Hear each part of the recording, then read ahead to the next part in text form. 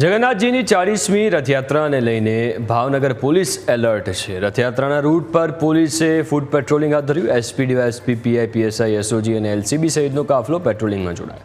1.5 કિલોમીટરના સંવેદનશીલ એરિયામાં પોલીસ વડાએ નિરીક્ષણ કર્યું। વોચ ટાવર, દાબા પોઈન્ટ, ડ્રોન દ્વારા રથયાત્રાનું નિરીક્ષણ કરવામાં આવશે।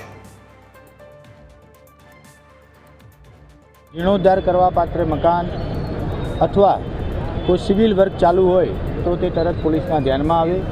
વધુમાં દાબા પોઈન્ટ, વોચ ટાવર, એની જે જગ્યા છે એનું સ્ટ્રેટેજિક લોકેશન બાબતે ચર્ચા કરી જરૂરિયાત પડે તો ફેરવિચારણા પણ કરવામાં આવેલી।